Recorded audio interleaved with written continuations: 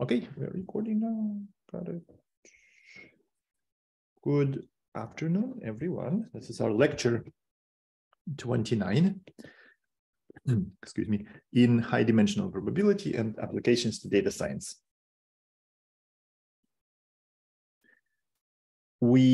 Last class, we proposed this kind of crazy idea the idea of Roman, you are not sharing screen. Oh yeah, thank you. Why am I doing this all the time? Share the screen. Okay, guys, sorry for this technical hiccup. Start broadcast.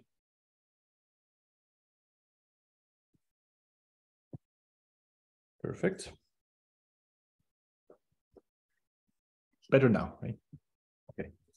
It's lecture 29. Last class, we proposed a direct approach to matrices, to random matrices in particular, which is a crazy idea, to just pretend that matrices are numbers, are scalars, and try to work as much as possible with matrices as you just work with regular numbers, and see how far could it take us.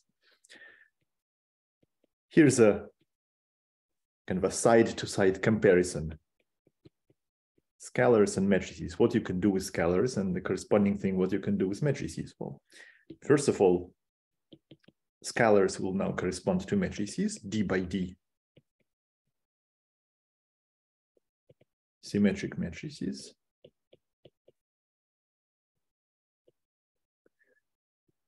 We can add and subtract, and we can multiply and divide scalars. And so we also can do the same for matrices. We can add and multiply matrices. But here we come across our first difficulty, that the multiplication is not commutative. So AB is not the same as BA, not always. So we have to be extra careful when we do that, when we work with matrices as we do with scalars. There is a 0 number and there is 1 number, and they correspond to 0 matrix and identity matrix. That plays the role of 1, obviously. There is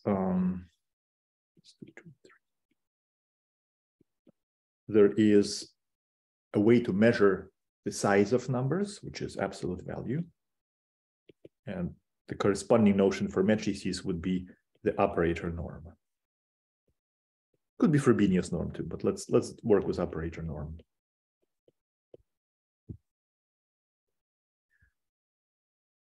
We can take functions of numbers, like f of a, where f is a function from R to R. And we can do the same. We learned how to do the same for matrices. We can define the functions of matrices in the following way. We first express the matrix in terms of its spectral decomposition.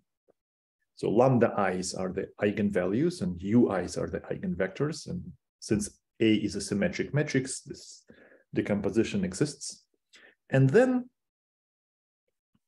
we define f of a, the function of a matrix, by just applying the function to the eigenvalues and leave the eigenvectors intact. So f of lambda I, ui transpose. Just let me one more time emphasize that the eigenvalues of the function of the matrix will be the function of the eigenvalues. That's how they are defined.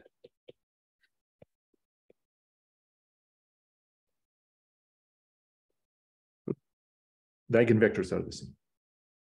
So we define functions of matrices, good. We can compare numbers.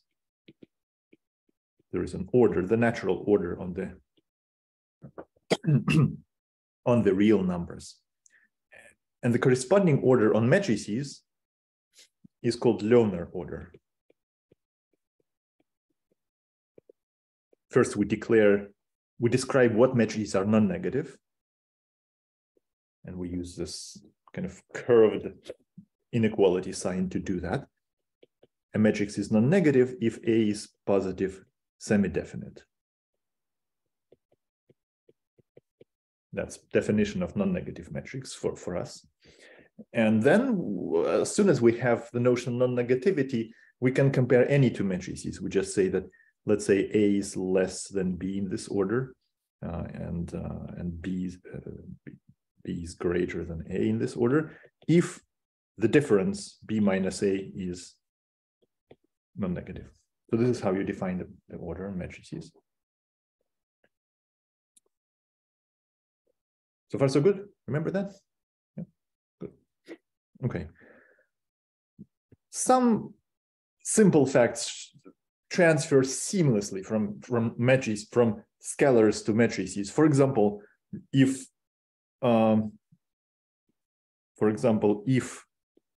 let's say you have f of x less than g of x, if you have two functions that are comparable for all numbers, then they are comparable for matrices as well.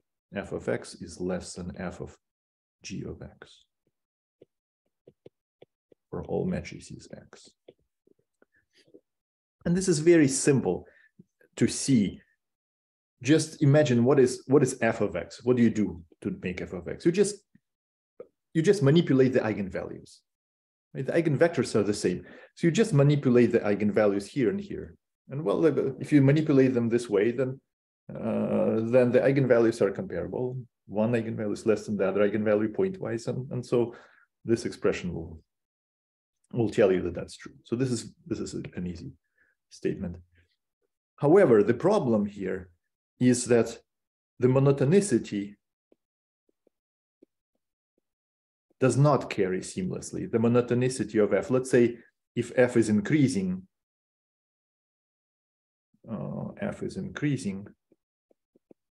then it does not follow that it will be increasing on the matrices. So for example, it is not true, not always true that if x is less than y, then f of x is less than f of y, unless the matrices commute. This is called matrix monotonicity.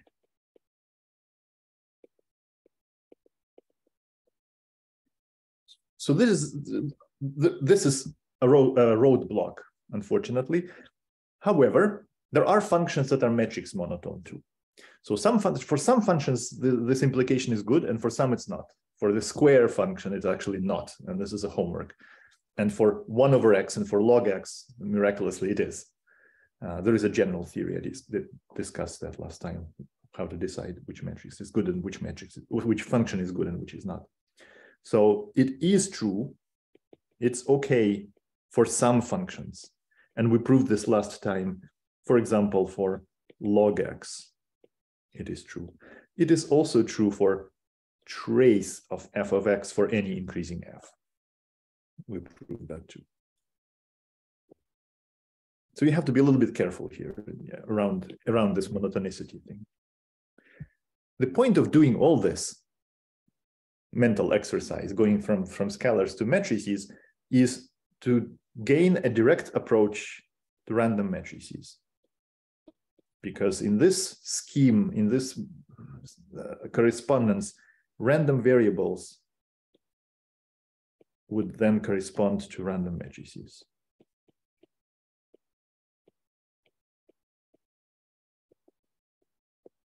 And that's why we're doing this, because maybe we can establish this very nice facts about random matrices, study random matrices by just pretending that they're numbers, they're random variables. And for random variables, we have a lot of theory. So is this possible? Is it possible to get non-trivial theory, non-trivial results by just pretending that matrices are scalars? And if you ask me like 12 years ago, I would say, 12 years ago, anybody else probably in this area, they would say, yeah, of course not. Right? Just dream on. How can it be? Things are non-commutative. things are, matrices are not scalars, and pretty much, you'd go 2 steps and then you fall down in the street. This is not possible. It's a silly idea. And this is where a big surprise happened, is that actually around in the early 2000s, is that it's actually possible. I guess we were too skeptical in the beginning. It is possible to establish very non-trivial facts by just this simple idea. And we will do it today. We will establish a matrix version, random matrix version of Hoeffding's inequality. The first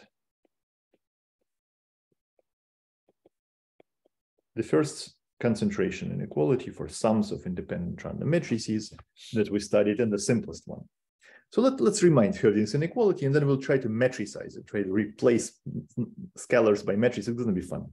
So this is what lecture 6, and the scalar Hoeffding's inequality is this. We flip the coin. So we look at plus or minus 1 signs, random signs, with probability 1/2 independent and identically distributed random variables. So it's plus or minus 1 with probability 1/2. We look at numbers and we sum them up. So we look at the signed sum. It's like plus or minus A1, plus or minus A2, plus or minus A3. And every time you choose plus or minus at random, so you make this sum. The point of Hoeffding's inequality is to say that this is sub-Gaussian. The sum is sub-Gaussian. So the probability that is greater than t is less than what would the Gaussian random variable do. The normal would be e to the minus t squared. That's a normal tail, divided by 2 sigma squared, where sigma is the variance. That's a normal tail, where sigma is the variance of the sum. Let's call this sum Sn maybe. The variance of Sn, which, what's this variance? The variance of the sum is sum of variances. And the variance of each of these guys is what? It's just AI squared, I guess, right? Yeah. The variance of epsilon I AI. So it's plus or minus AI. What's the variance? It's just the mean is 0. And if you square it, the sign will go. And so we'll have AI squared. So just AI squared. Here we go. That's Hoeffding's inequality. You take any numbers, you put signs in front of them, and then you sum, and this is Gaussian. Okay. This was one of our first results in this area. All right, let's recall the proof of that. I'll give just the same proof that we give in lecture 6, and then we'll try to metricize that proof. The proof uses the so-called MGF method, the moment generating function, generatrice method. And here's a proof. It's very simple, very instructive. First of all, this absolute value, you can forget about it. Just at the cost of a factor of 2. So if I prove that probability that S is greater than T and probability that minus S is greater than T, I can combine them and get absolute value. So let's just forget about absolute value, like this. And then we exponentiate both sides, but with some parameters. So we choose some lambda, multiply by lambda, and exponentiate both sides. Like that, okay? Same thing, same inequality. The point of doing this is that now I'm applying Markov inequality, which says that the tail of such thing is smaller than expected value of this random variable divided by this. Okay, so it's less than expectation of e to the lambda Sn divided by the right-hand side. That's Markov.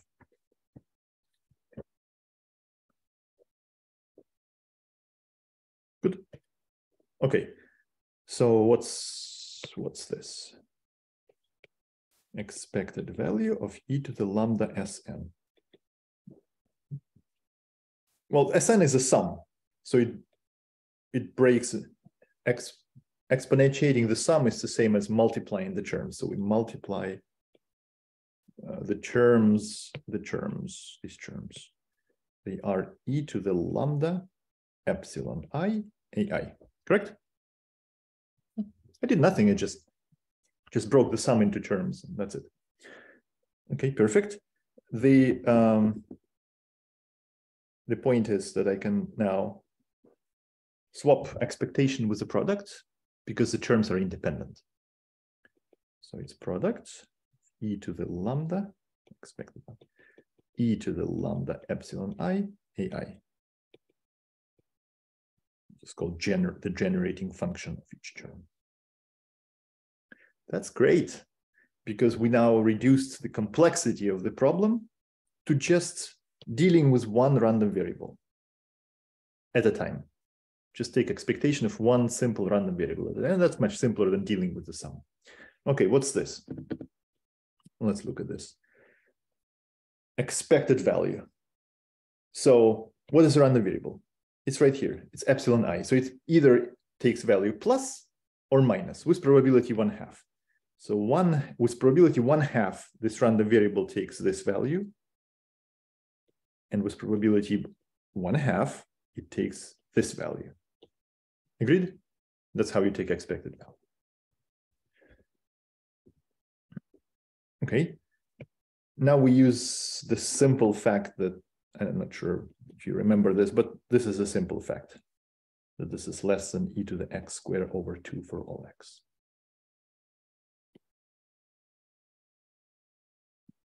You can verify it either by MATLAB or by taking derivatives, I guess. And so that becomes less than e to the x squared over 2, which is lambda squared, ai squared over 2. Good. So this is then less than the product of these exponentials, which we can bring into the common exponential. So it's e to the lambda squared, then there's sum, ai squared, divided by 2. Good. Which is e to the lambda squared, sigma squared over 2. Sigma is the variance, remember. Sigma squared. Good. So we keep working with this. This probability becomes e to the minus lambda t from here.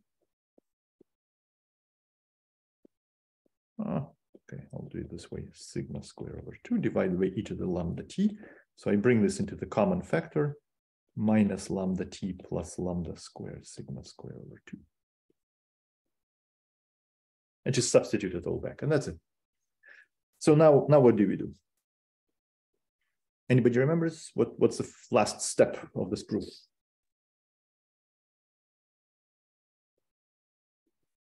We optimize the function over lambda. Exactly, Pablo. Yes, the right-hand side didn't have any lambda. Lambda was our creation, right? We just chose lambda, whatever we like. So that thing holds for any lambda. We can choose the best one now. So we optimize this right-hand side, minimize that right-hand side in lambda, and the optimal choice, well, that's simple, just differentiate. The optimal choice happens to be t over sigma squared, actually. And with that choice, we get what we want, minus t squared divided by 2 sigma squared. Done. So that was one of our first lectures, lecture 6 or something like that. Okay, so now everybody understand this everything. So everything is clear in this proof. I want this to be crystal clear because next we'll go to do a matrix form. It's going to be a little bit more difficult. It's going to be add-on, and we would like to be very comfortable with this proof before we try to push it a little bit. Okay, perfect. Now let's go. Yeah, go ahead. What means for any plus more than greater than 0 in the statement of 0? For any t. Yeah, are you talking, Kate? Are you talking about this one? Yeah. Yes. Mm-hmm. Yes. Yeah. Now I see. Yeah. So if you choose any t, and this inequality holds. Did I answer your question, Kate? Yes. Yeah. Okay. Yeah. For any t, I'm bounding this thing. Perfect. Any other questions before we move a little bit? Perfect. Okay, guys, let's see. So now, let's now make a matrix version of this, a random matrix version of this. It's going to be fun. Okay, so epsilon i's will be plus or minus 1. Let's leave them like that. Ai's will be our matrices now. Okay, we can do that. So this little ai's will be matrices, fixed matrices, a d by d symmetric. The absolute value will become the operator norm. Fine, we can do that. This is fine. This could be just capital AI squared. That's all right.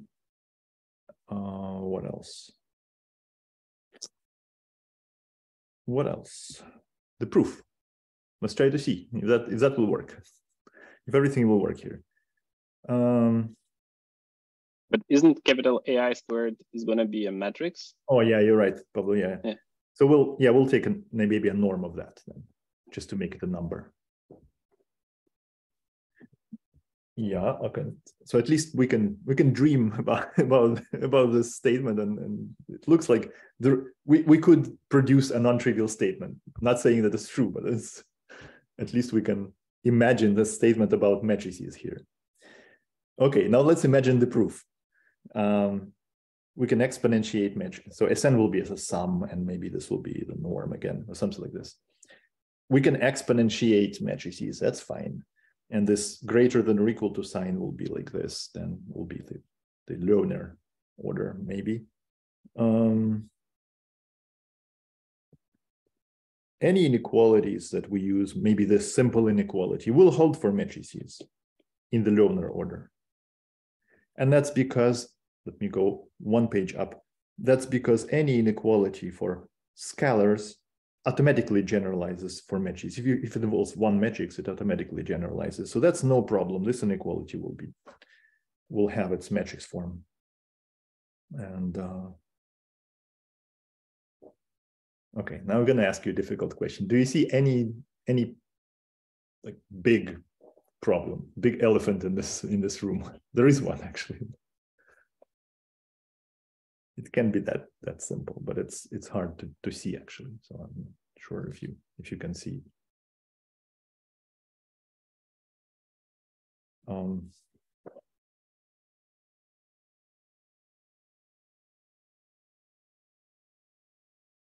Yeah, it's expected value. Yeah, expected value will be a matrix. Yes. Yeah, that's a good point. It will be a matrix, but then again, maybe we could take the norm or something like this. Maybe. Wait, but we will have Sn will be normed already. Okay. I agree. Well, you're right. So we will work around this. Let me comment quickly. This will be actually the trace. I'll take the trace of S, the norm S. So that'll be all right. This is not the problem. Not all matrices are comparable. Yeah. Yes, but in the right-hand side, I have T times identity.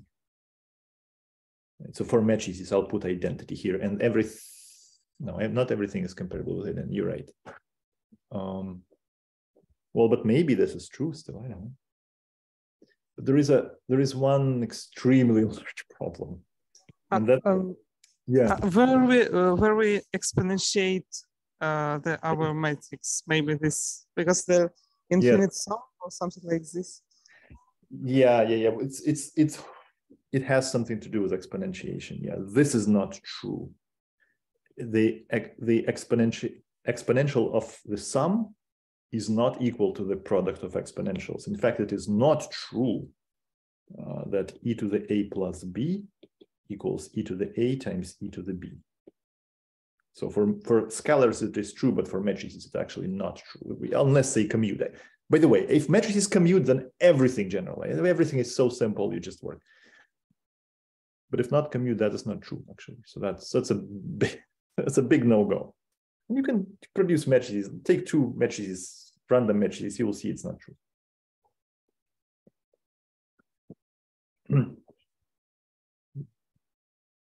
Yeah. So that's a big no-go. And that's where things stood before the early 90s, before the early 2000s, I think. People said, okay, look, if that's not true, how are you expected to generalize this proof? Because it crucially depends on this.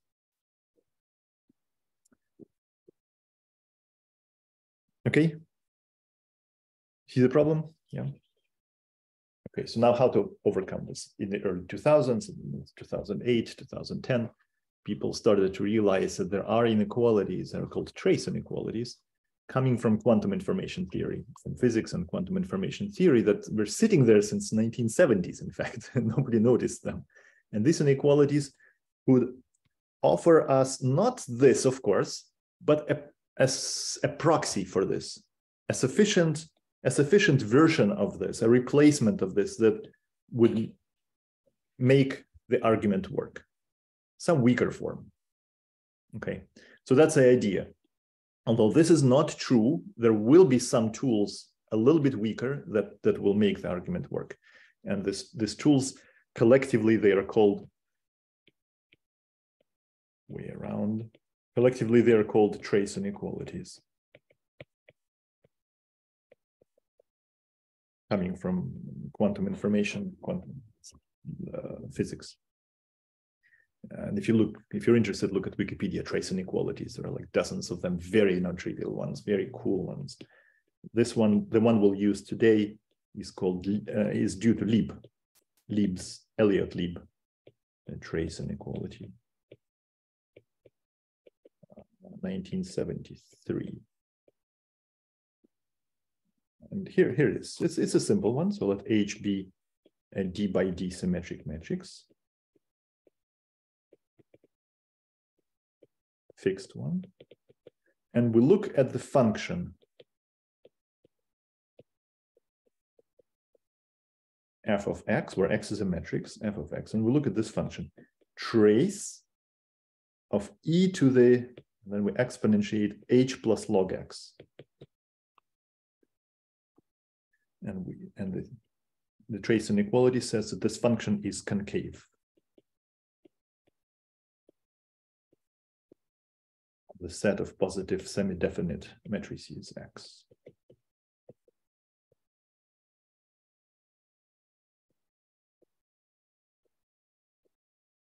Concave is like this. Convex is like this, and concave is like that.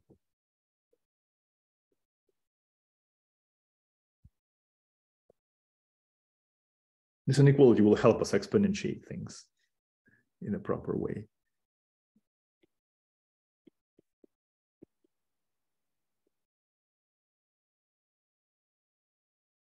For scalars,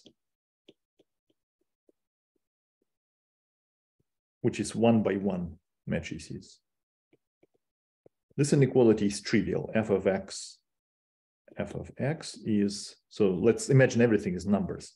So trace is, what's a trace of a 1-by-1 matrix? It's a number itself, right? So it's x of h plus log x, which is e to the h times x. So this is actually, this function is linear,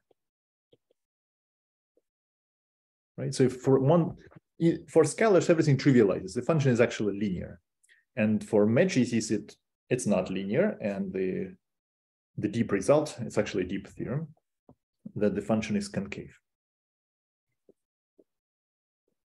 Okay, we'll not prove that one, and I included a reference to where you can find it, the original paper as well as modern exposition of it. Any questions about the statement? Because this will be our main hammer, heavy hammer actually.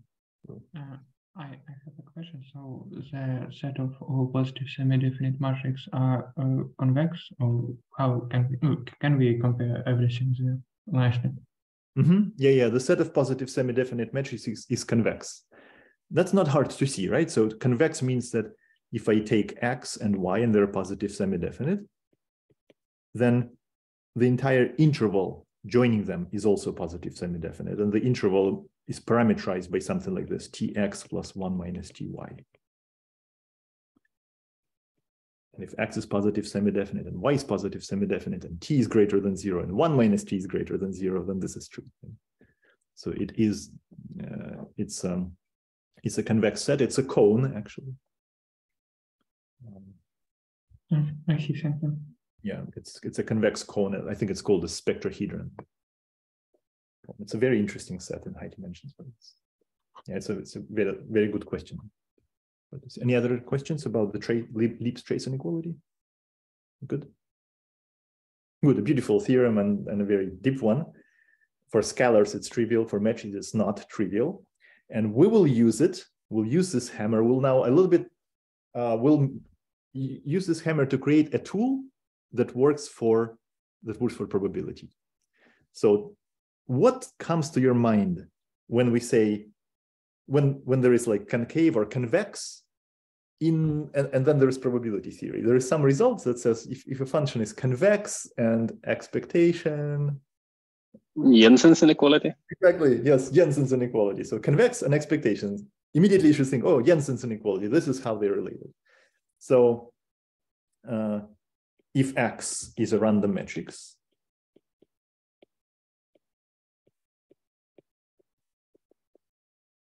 Lieb's inequality tells us that this function is concave, and Jensen's inequality therefore states this. Jensen's inequality for convex, the sign is opposite, but for concave is this. Yeah, remember, this is Jensen's inequality. It holds for any random variable X and for any concave function F, but in particular for this one. And let's write it down explicitly. So this is expected value of trace of this is less than trace expected value of h plus log this. Okay, so that's what we have, Lieb and Jensen. Okay, let's change variable a little bit. Let's call this z. So this x will become e to the z. I just change variable, and we get expected value of trace h plus z is less than trace h plus log e to the z.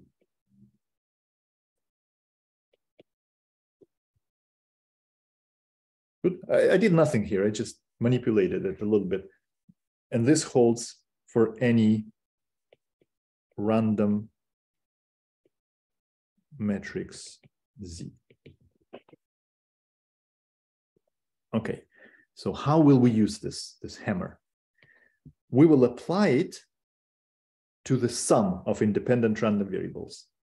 And we will chop one term at a time from the sum. So H will be the sum of all random variables except the last one, and Z will be the last one. And we'll use this inequality to manipulate the sum of e to the sum of random variables. That is what we actually need. So let me go up in this proof. This is what we need. We have expected value of e to the sum of random variables. And we have expected value of e, forget the trace, e to the sum of random variables here. So I would like now to chop out one term at a time. And if we do this, we'll prove it formally in a second, we get this. So if xi's are independent random matrices, then expected value of the trace of their sum, this is our nemesis. This is the elephant in the room that we're trying to tame, is less than trace exp. Do we need independence here? Can you say it again? Do we actually need independence here? Yeah, good question. We do. And let's prove it. And you will see where we need independence. But is the general idea clear? So we just apply this iteratively. H will be the sum of all but one, and Z will be the last one. When we chop it off, the effect will be this. Then we chop another one, and another one, and another one, and then we'll add, and eventually we'll have the sum in the right-hand side. So that's the idea of the proof. The independence will be used when we chop one term at the sum of the sum. When we do that, we need to keep all other terms fixed, because H here is a fixed matrix. H is a fixed matrix. So we need to keep all the terms fixed except the last one and apply Lieb's inequality. And to do that, we need that they're independent, right? I need to fix that and be able to change that the previous one. So here is proof. Here's how we technically do this. We want to chop one term at a time. So we express expectation in this form. Let me do this a little bit informally. So we take expectation. I put the index there to indicate which random variable we're taking expectation over. We're averaging out which random variable. Trace exp of the sum. Let's call the sum Sn, as before. Sn. So here we have Sn plus the last one. So we call this one H, this one Z, and apply Lieb's inequality right here. Shouldn't it be Sn minus 1? Minus 1. Yes. Thank you. Yep, good. So we apply Lieb's inequality right there. For this, we implicitly use independence. We want to keep the others ones fixed for a while and just average out the last one. Yeah. And what means this indices 1, 10, 1 in the this one? Expectation? This one? Yeah. So this means that, let's say here we mean that we take expectation only with respect to the xn, and we keep the rest of them fixed for now. In technical terms, if you know enough probability, that means that I'm taking the conditional expectation, conditional expectation on. Okay, so I'm fixing the other ones, and this is a okay. Sounds good. And if okay, guys, and if this conditional expectation idea is a little hard for everybody, just think of xi being plus or minus ones. I'm flipping the coins. So let's say I'm just fixing the outcome of the previous flips, and I'm just flipping the last one and averaging the last one. But technically, it's a conditional expectation. Okay, so we apply Lieb's inequality here. This part is the same. And Lieb's inequality says that this is trace exp of H plus log expected value e to the xn. Okay, so we successfully chopped out the last term. And then we continue. We iterate this procedure. We iterate. Then at the end, we chop the second one, third one, and so on and so forth. And in the end, we chop out all of them and we'll get the right-hand side.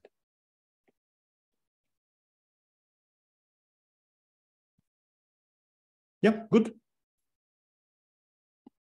Understood? So it's just Lieb's inequality applied iteratively. Perfect. Okay, guys. Good. So now let's state matrix Hoeffding's inequality and prove it. And this is a very interesting and non-trivial result. Matrix Hoeffding inequality. It has a long history around the early 2000s. People were trying to see what's going on. Really, you can do this, and this is all sitting in the 1973 paper. How can and there was a lot of commotion and a lot of various results appearing at that time, including mine. But this one is in this form. I am using the result from paper of Trop 2010. Okay. So same as usual, Hoeffding's inequality, but now for matrices. Let AI be d by d. Symmetric random matrices. Then the probability epsilon I are the same as before. They're just plus and minus 1. This is greater than t, is less than. This will be, if I write something like this, it would be exactly the same as before.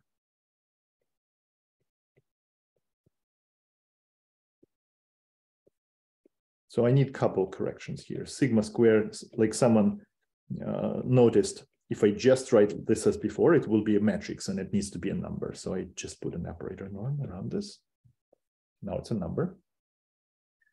And that result itself is not exactly true, but what is true, that we pay the factor d in the dimension. So that's the only place how the dimension of the matrix enters this picture.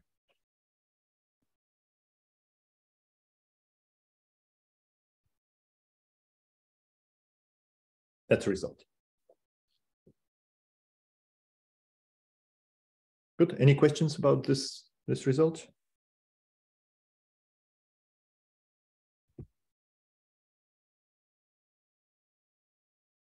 Right. We'll prove it now. Why you should be excited about this result is that here we don't assume anything about the distribution of this. Oh, why did I say random matrix? It's not random matrix. Exactly. And yeah. I shouldn't have said that. Fixed. What's random here is the epsilon I. Yeah. And they're the same as before. Like the same as before. Plus, Yeah, exactly. Plus or minus y independent. Yeah.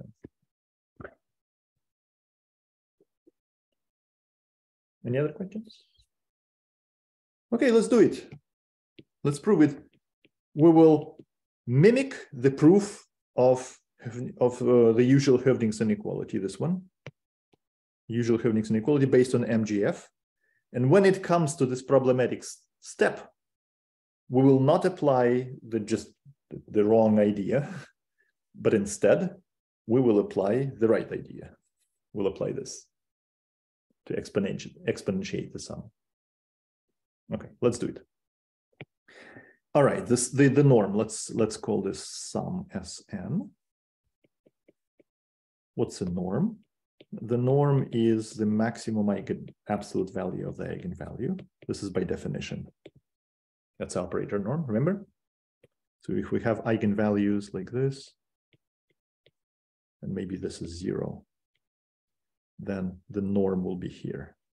The operator norm will be the maximum eigenvalue in absolute value. Again, it's either the largest one or the smallest one, depending on the sign. So I can say that this is a bigger of the two, L1, the largest eigenvalue of S, it's Sn itself, or the largest eigenvalue of minus Sn.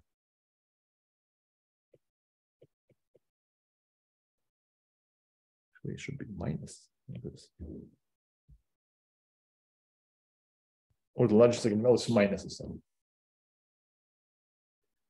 Which means that I can just work with one at a time. So instead of doing the norm, instead of looking at the norm, it's enough to look at the largest eigenvalue. And then the result will get multiplied by 2, just like before. So I'm looking at the largest eigenvalue now. Perfect. The first step of this proof is to multiply by lambda, a parameter that will be chosen later, and exponentiate. That is the same thing. So it's e to the lambda times lambda 1 of s is greater than e to the lambda t. Just multiply by lambda, exponentiate. Then we apply Markov inequality, just like before. No big surprises here. So it's expected value of e to the lambda times lambda 1 of Sn divided by e to the lambda t.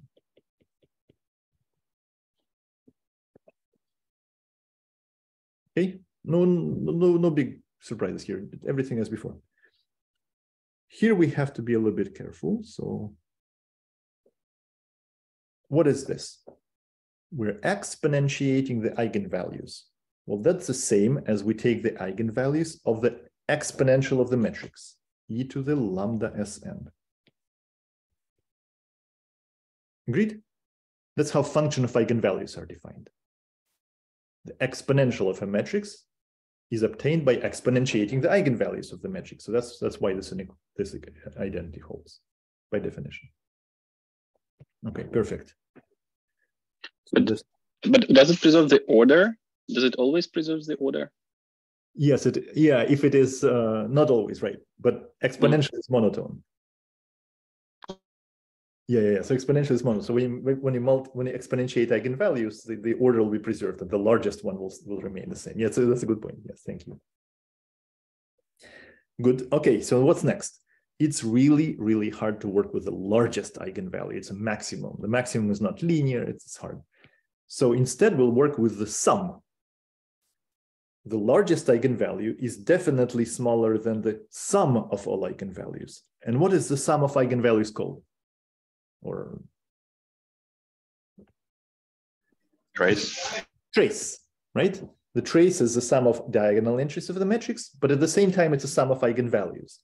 So I'm replacing here the maximum eigenvalue, one eigenvalue, by the sum of all eigenvalues. Definitely, I have the inequality like this. It can only get larger. So I'm just replacing lambda 1 by the trace. E to the lambda Sn. Good. Perfect. Aha! Now we are in a very good shape. We can literally apply Lieb's inequality, the corollary to this. We just learned how to take the expected value of trace of exponential of the sum. Expected value of trace of exponential of the sum. Here we go. Agreed? All right, so I'm applying this now, Lieb's inequality. E to the minus lambda t. It's a little messy here, but this is the only different idea, I guess. Exponential of the sum, and we have here, according to Lieb's inequality, we have log e to the lambda epsilon I ai.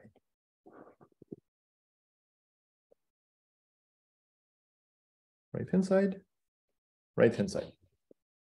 Good. Yeah, no biggie. Everything is just directly applying the Lieb's inequality. Perfect. The rest goes as before. What did we do before? We said we applied the let's see. We just computed the expected value directly. Now we're in a very good shape, guys. Why? Because it all now is about one individual matrix, one individual term here. So we can handle that. This is what this is. Expected value is it takes, with probability 1/2, it takes this value lambda ai, and with probability 1/2 it takes this value minus lambda ai, because epsilon I takes value plus or minus 1. And now we just reused our idea from the proof of Hoeffding's inequality, the scalar Hoeffding's inequality. We had the same thing before. So this was a numeric inequality that we used. And it holds for matrices. It automatically, whatever numeric inequality there is, it holds for matrices. So it is bounded in the Lohner order, in the positive semi-definite order. This is bounded like that by e to the lambda square ai square over 2. That was exactly the same as was for scalars.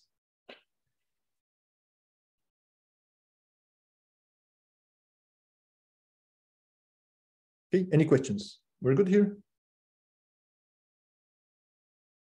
Perfect. Okay, we're almost done. Why?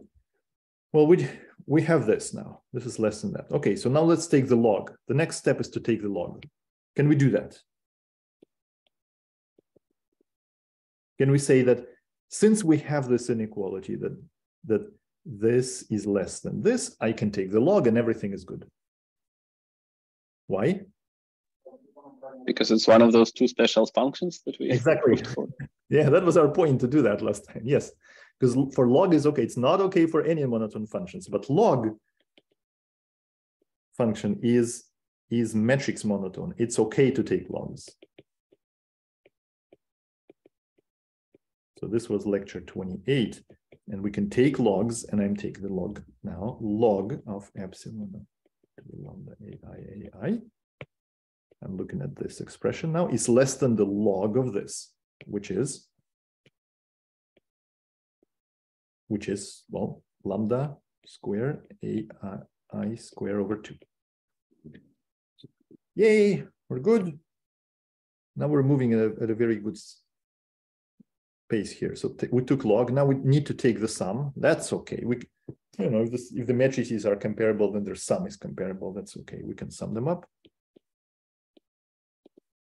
Sum log e to the whatever is less than the sum ai square over 2. Let's actually take out the common term here, sorry. Lambda square over 2, the sum ai squared.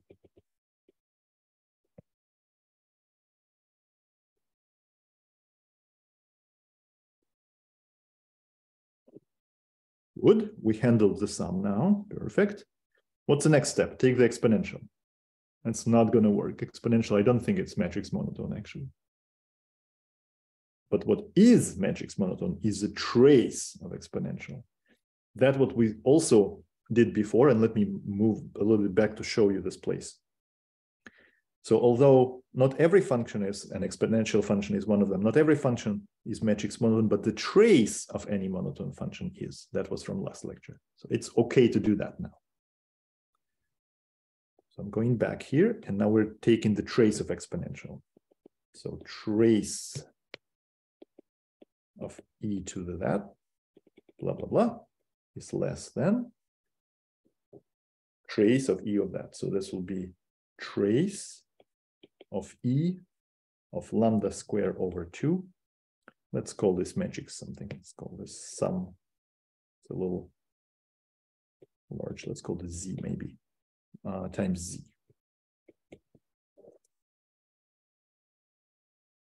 Yay, we're good. So we now handled this term, which is what we need. Any questions now? We're good. We're almost done. Almost done. A little bit technical, but that's the only thing that we had to be very, very careful around exponentiation, and we were very careful now. Perfect. So what is this? Trace of exponential. Trace is the sum of all eigenvalues. Again, just remember the trace of the sum of all eigenvalues like this. E to the lambda square z over 2.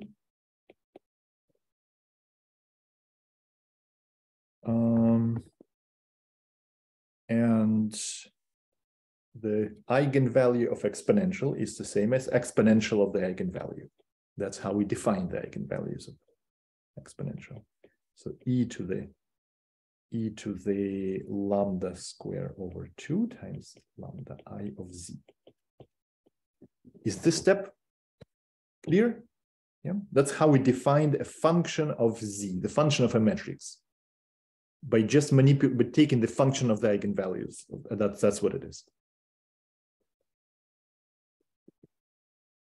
Here the function is e to the lambda square over 2z.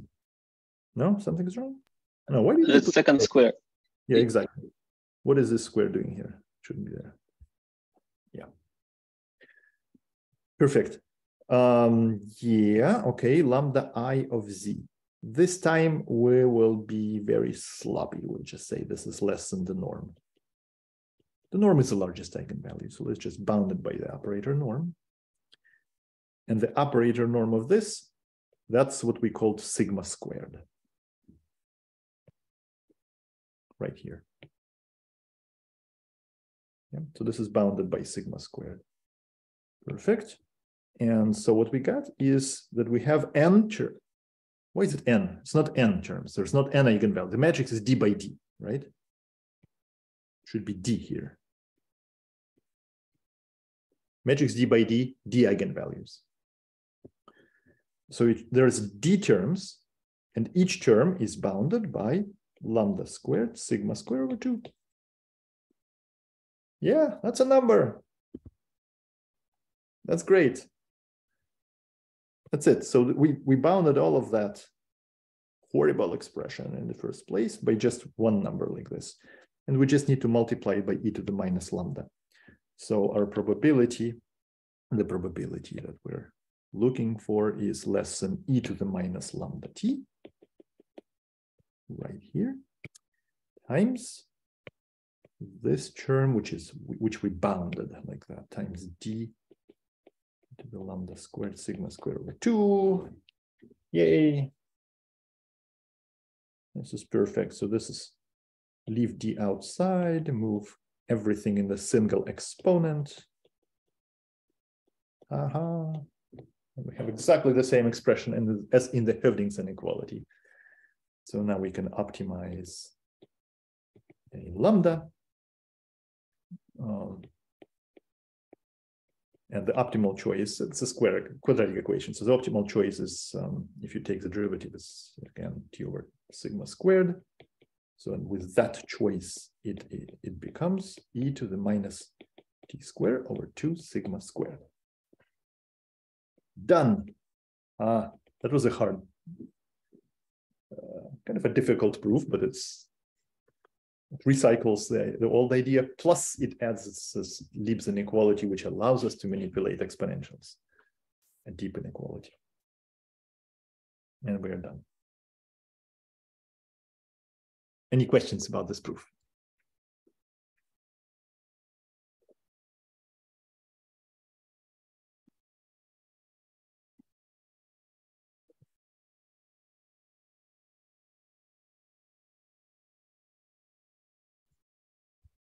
Everything is crystal clear. Very good.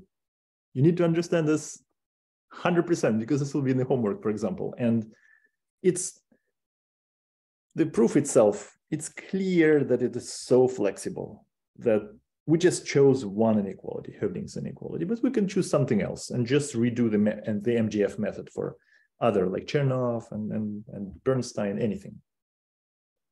It's a very flexible proof.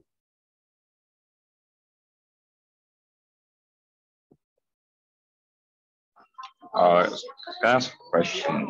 Yes, Evgeny, of course. Can this inequality be improved, taking into account that we estimated all eigenvalues as the largest one? If we do some more exact estimation, can be better. Evgeny, tell me, what would be your ideal? How would you like to improve it? For example, you can dream. You can just say, "I would like this to be like, I don't know, something." In what respect? What exactly would you like? Yeah, in terms of sigma, maybe we can take sigma less and then this sum. But even in the scalar case, sigma is optimal. Here is the scalar case. this basically says that that the sum right here looks like Gaussian with variance sigma, and it can't be better than that, right? There's the sum. This sum has variance sigma. This is a reality. It can't be better than that. So sigma is actually optimal. And if it is optimal in the scalar case, and of course it's got to be optimal in the matrix case, because matrix cases, it covers the scalar case as well. So in terms of sigma, it's completely optimal. What other ways you would like to improve it, let's say? So sigma is not working.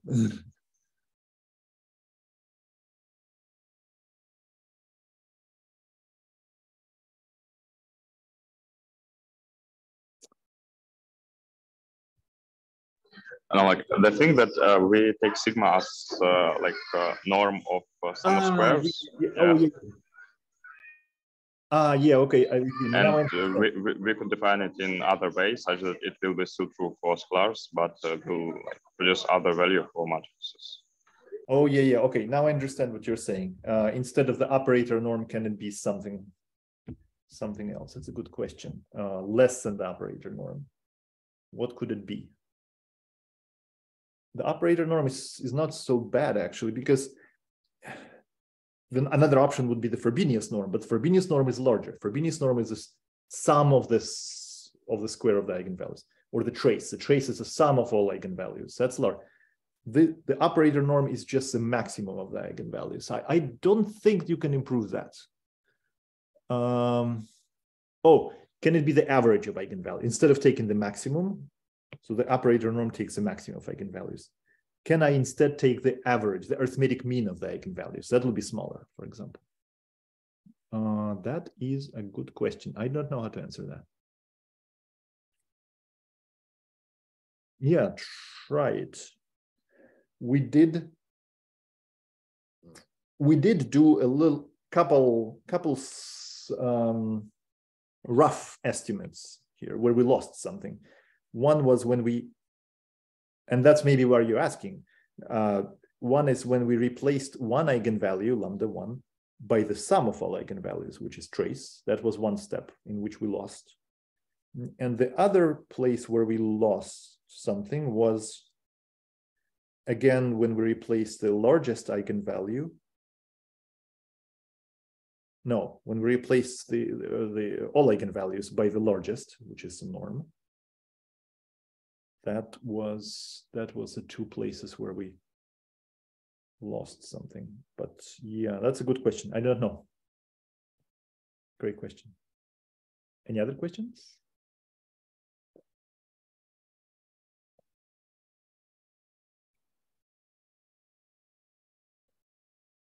Good. Yeah, we'll draw a lot of consequences of this and other results in matrix inequality. So what next comes is community detection in network application to community detection in networks, and then to covariance estimations and structure modeling, and then mixture models, Gaussian mixture models. So it really gives us a lot of mileage. It's very strange, actually. I've been part of this development, actually, when all of this about, and I suggested some of these steps that but it's been a very strange development. We could have, people could have proved this in 1973, right? As soon as they knew about Lieb's inequality, which a result from 1973, and Hoeffding's inequality, all this proof is due to Bernstein in 1911 or 1913. So definitely they could have put 2 and 2 together and connect the dots.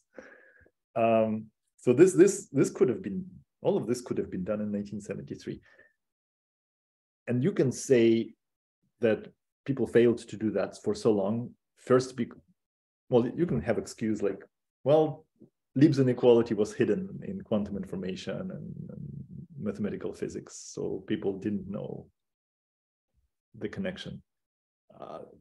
Partially true, but I think the bigger problem was that people didn't believe that something like this could be true. People didn't try, even didn't look in that direction. And I remember the sentiment that always has been that, oh, results like this, like before the 2000, all results like this are so weaker results. Not this was not known, but even weaker results are so difficult. You need such a complicated, sophisticated machinery, like 20 pages of proof of very so if someone was suggesting them, let's look at matrices with numbers and just replay the old proof, they will say, yeah, of course, yeah, go dream on. This is not possible. So people didn't dare to dream because the intuition was telling them that that's not possible, and no one ever looked in that direction. And that was one of the examples where the reality was so much better than our expectations about it, which is really a successful story in mathematics of the 21st century. And we'll see how this success leads to other developments. Good. Any other questions?